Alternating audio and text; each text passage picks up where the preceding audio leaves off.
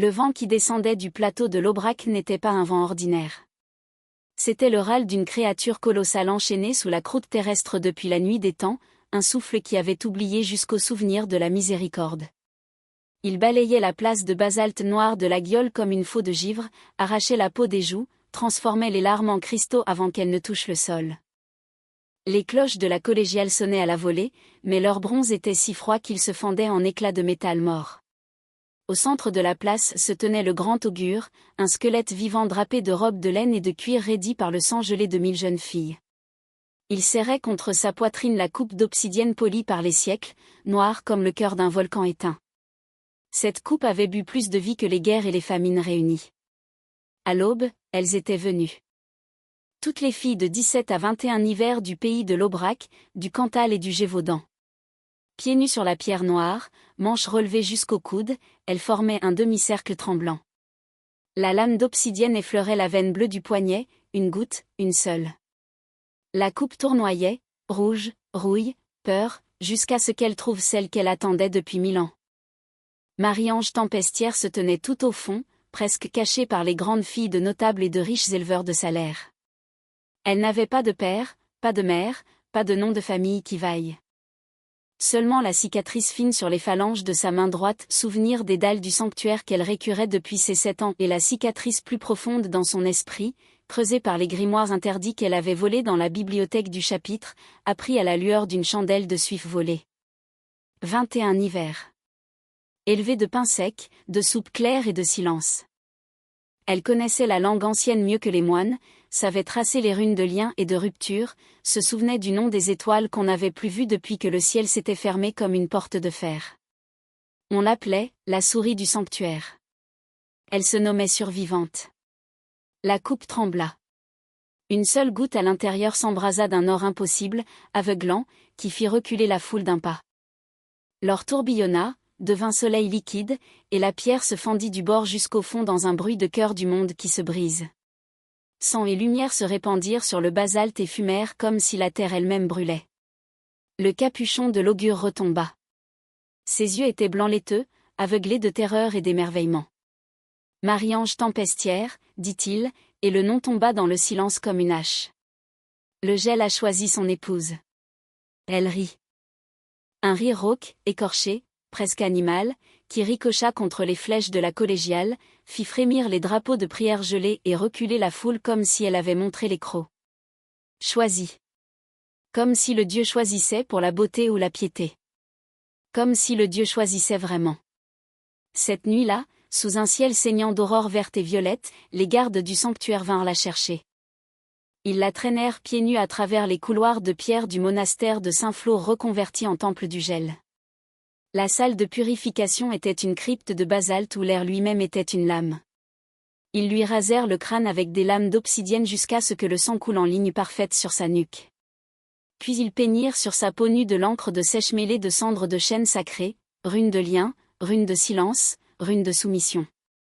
Les symboles brûlaient comme du fer rouge le long de sa colonne vertébrale, sur la courbe de sa poitrine, dans le creux de sa gorge où son pouls battait, rebelle et furieux. On l'habilla de la robe nuptiale, fourrure de renard blanc des Pyrénées, si fine qu'elle semblait liquide, taillée pour laisser gorge, épaules et tout le dos nu, afin que le Dieu voie ta vie se glacer, murmurèrent les femmes en noir comme s'il s'agissait d'une bénédiction. Puis le traîneau d'os, taillé dans les vertèbres de baleines échouées et des anciennes épouses, l'emporta vers le nord, vers les hautes terres du Cantal où plus rien ne poussait depuis 1000 ans. Le trajet dura 3 jours et 3 nuits. Passer les derniers burons abandonnés où les enfants lançaient des pierres au cortège pour se porter chance. Passer les oratoires de pierre dont les drapeaux de prière claquaient jusqu'à se déchirer dans la tempête. Passer la forêt des crânes, entre le Puy-Marie et le plomb du Cantal, où les têtes des épouses ayant trop crié étaient plantées sur des pieux de chêne roux, les orbites remplies d'éclats de glace bleue qui regardaient éternellement vers le nord. Aux portes de l'hiver éternel, 2 monolithes de glace bleue plus vieux que la langue des hommes on la détacha. L'inscription gravée dans la glace saignait un froid liquide. Si le Dieu accepte l'épouse, le printemps revient pour une génération. S'il la refuse, le glacier avance et engloutit 10 000 âmes. Marie-Ange regarda une seule fois en arrière. Les prêtres fuyaient déjà, leurs robes claquant comme des ailes de corbeaux. Elle leva sa main nue dans un geste plus ancien que la politesse et infiniment plus impoli, puis franchit le seuil. Les portes se refermèrent dans un grondement de fin du monde. À l'intérieur, ce n'était pas l'obscurité, mais une cathédrale forgée de glace vivante. Des piliers plus hauts que les sapins du Puy-Marie, veinés d'artères d'argent qui pulsaient lentement, froidement. Des lustres de cris figés pendaient au-dessus, épouses prises en plein hurlement, bouches démesurément ouvertes, yeux conservés dans une terreur parfaite, belle comme seule la mort peut l'être. Le sol était un miroir si pur qu'elle marchait sur 1000 reflets d'elle-même, petite, tondue, peinte de runes sanglantes, enveloppée d'une fourrure qui sentait l'abattoir et le vieux chagrin. Au fond, sur un trône taillé dans le cœur d'un seul glacier, siégeait le dieu.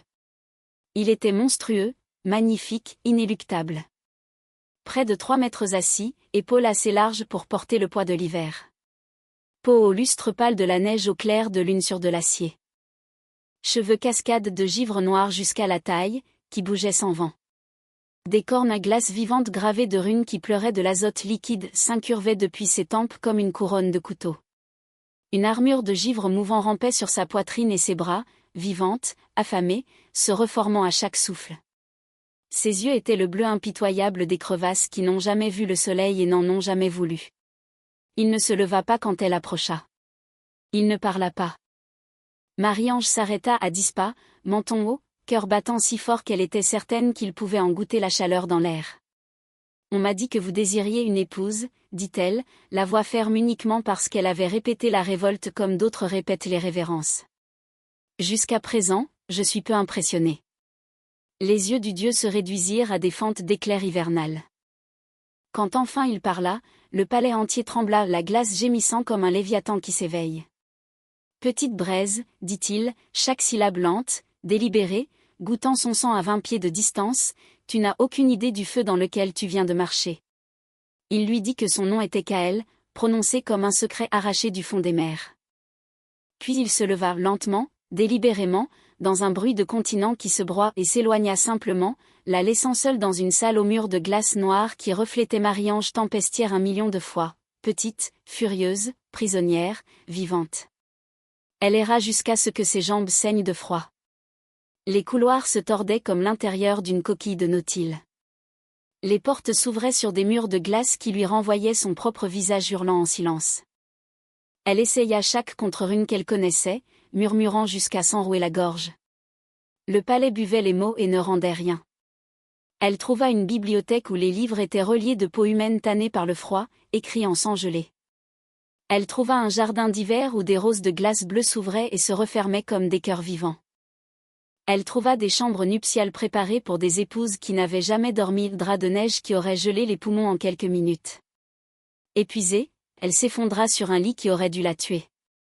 Au lieu de cela, la neige se fit tiède, épousa les contours de son corps, sentait le pain, la tempête et quelque chose de plus ancien, de mal, de solitude absolue. Elle dormit d'un sommeil sans rêve, le premier depuis des années. Au réveil, une rose d'obsidienne aux épines assez longues pour transpercer le cœur reposait sur l'oreiller. Une goutte de son propre sang perlait à son pouce. Kael l'observait depuis le seuil, bras croisés sur sa poitrine massive, yeux impénétrables. « Tu as dormi, dit-il, la voix si grave qu'elle vibrait dans ses os. Aucune autre n'a tenu plus d'1 heure. Je suis têtue, répondit-elle en serrant la rose comme une dague. Et ton lit est ensorcelé. Difficile de geler quand le matelas flirte. Un éclair, presque de l'amusement, traversa son regard. Il leva la main. Un bracelet de glace vive se referma sur son poignet gauche, délicat comme du givre, brûlant comme de l'acide. Pour que tu ne t'égares pas là où tu ne dois pas, souffla-t-il. Le bracelet pulsait plus chaud quand il approchait, plus froid quand il s'éloignait. Trahison pure. Son propre cœur s'emballait quand le métal se réchauffait, comme si son corps avait déjà décidé ce que son esprit refusait. Elle le haït. Elle se haït davantage. Les jours devinrent une seule nuit infinie. Le palais conspirait, les couloirs raccourcissaient quand elle marchait seule, les escaliers la poussaient doucement vers lui. Un soir elle le surprit dans la salle des miroirs, torse nu, traçant des runes sur ses propres côtes avec une lame de glace pure. Du sang noir coulait, gelait, tombait en flocons d'obsidienne. Son torse était une carte de supplices anciens, cicatrice si profonde que l'os apparaissait par endroits comme des îles blanches dans une mer de nuit. « Qui t'a fait ça ?» demanda-t-elle, la voix plus douce qu'elle ne l'aurait voulu. Il pivota, l'âme levée, puis s'immobilisa. « Les dieux qui me craignaient, » répondit-il enfin, la voix rauque comme une plaie ouverte. « Ils m'ont enchaîné à l'hiver pour que je n'aime jamais, pour que je ne puisse jamais choisir d'être autre chose. » Elle s'approcha, pieds nus sur le sol miroir, et effleura la cicatrice circulaire noire juste au-dessus de son cœur. La peau autour était morte, irradiant un froid qui engourdissait ses doigts. Celle-ci ne guérit pas. Elle n'est pas censée. Elle est le sceau. Seul un feu librement donné peut la briser. Ton feu. Ton choix. Elle retira sa main comme brûlée. Tu devras le mériter. Le palais commença à mourir. Les roses de glace se fanèrent, leurs pétales se brisant en poussière de diamant. Les miroirs pleurèrent de l'eau claire. La température monta jusqu'à devenir presque supportable. Kael dépérissait, son armure de givre tombait en plaques, ses cornes se fendaient, ses veines noircissaient à vue d'œil comme si l'hiver lui-même se retirait de son corps. Un soir le bracelet explosa sans prévenir, les éclats fondant dans sa peau comme s'ils n'avaient jamais été séparés, laissant une cicatrice en forme d'anneau qui battait comme un second cœur. Elle le trouva à genoux dans la salle du trône, parmi les ruines de piliers effondrés, sang noir coulant de ses yeux, de son nez, de sa bouche, de ses oreilles. Le sceau faiblit, râla-t-il, la voix déchirée. Donne-toi librement, ou la malédiction nous détruira tous les deux, et le monde avec nous. Elle s'agenouilla devant lui, prit son visage brûlant entre ses mains tremblantes. Je ne me donne pas au monstre, murmura-t-elle. Mais peut-être, à l'homme qui lutte désespérément, terriblement, pour ne plus en être un. Elle posa ses lèvres sur les siennes. Ce n'était pas tendre. C'était 1000 ans de solitude qui se brisaient enfin, c'était feu et glace qui se cherchaient après des siècles de guerre. Il trembla, l'attira contre lui comme on retient la dernière lumière du monde. Si tu fais cela, souffla-t-il contre sa bouche, il n'y aura ni printemps doux ni hiver éternel. Seulement nous. Choisis. Je choisis nous. Elle s'entailla la paume sur une corne brisée, pressa la plaie sanglante contre le seau noir de son cœur. Le feu jaillit, or et furie. La glace explosa en anneaux de lumière aveuglante. Son feu d'or rugit dans les veines de Kael, brûla les runes une à une dans un hurlement de douleur et de délivrance. Il s'arqua en arrière, hurla jusqu'à ce que les dernières voûtes du palais se fissurent. Elle vida sa vie dans la plaie, années, décennies, siècles qu'elle n'avait pas vécu, jusqu'à ce que son cœur vacille et que sa vision noircisse. Il la rattrapa avant qu'elle ne tombe. Assez. Tu vas mourir. Alors je mourrai en brisant leurs chaînes, souffla-t-elle, et l'embrassa une dernière fois, versant la dernière braise de son feu dans la plaie. Le dernier fil du seau se rompit dans un bruit de tonnerre cosmique. L'hiver prit fin dans un cataclysme. Les glaciers du Cantal, du Mont d'Or, du puits de Sancy et du plomb du Cantal se fissurèrent comme des coups de canon. Les rivières jaillirent de la pierre millénaire. Le ciel au-dessus du palais devint rose, or et feu pour la première fois depuis 1000 ans. Kael, désormais mortelle, la serra contre lui tandis que son cœur à elle s'arrêtait. Je n'ai pas attendu 1000 ans pour te perdre en un instant, murmura-t-il, la voix humaine, brisée, trempée de larmes qui n'étaient plus de glace. Elle sourit, lèvres ensanglantées, les yeux déjà voilés. Tu ne m'as pas perdu, idiot. Tu as échangé l'immortalité contre une vie. Fais-en quelque chose de beau. Son cœur cessa. Son cri pulvérisa ce qui restait du palais en poussière d'étoiles et de souvenirs. Le printemps vint comme une vengeance et une résurrection à la fois. Les glaciers reculèrent de 200 lieues en un seul jour, noyant les villages dans des torrents d'eau laiteuse, déterrant des forêts qui avaient dormi sous la glace depuis l'aube du monde. Les champs explosèrent de blé fou, de coquelicots et de bleuets. Les gens pleuraient ou dansaient dans la boue, éblouis par un monde trop vivant, trop bruyant, trop lumineux. Kael, mortelle, balafrée, portant le corps de Marie-Ange enveloppé dans la robe nuptiale tachée de leur sang, marcha vers le sud pendant des semaines. Ses pieds nus écrasaient l'herbe nouvelle, laiteuse et tendre. Près de la source de la Truyère, sous un cerisier sauvage chargé de fleurs rouges sang et or, il creusa la terre de ses mains jusqu'à ce que ses ongles se cassent et que le sol boive son sang aussi. Je devais être le monstre, dit-il à la femme froide dans ses bras. Pas toi. Il déposa la rose d'obsidienne entre ses doigts croisés, l'embrassa une dernière fois sur le front, doucement, comme on ferme un livre sacré, puis se tourna vers le nord où les armées de l'ancien culte marchaient déjà pour tuer la sorcière qui avait assassiné l'hiver et le dieu qu'elle avait aimé. Il sourit, sourire petit, sauvage, entièrement à elle. Qu'ils viennent. Je n'ai plus rien à perdre que le monde qui nous a enchaînés. On dit qu'il brûla la théocratie en une seule nuit de feu et de chagrin qui teignit le ciel en rouge pendant un mois entier. On dit que les blés poussent noirs là où il est passé, et que les rivières chantent encore son nom dans les gorges de la Truyère. On dit que chaque année, au premier vrai jour de printemps, un homme aux yeux gris orageux et aux cicatrices comme des constellations dépose une rose noire sur une tombe sous un cerisier éternellement fleuri, et que le vent porte le rire de Marie-Ange tempestière à travers les volcans d'Auvergne clairs, rebelles, immortels.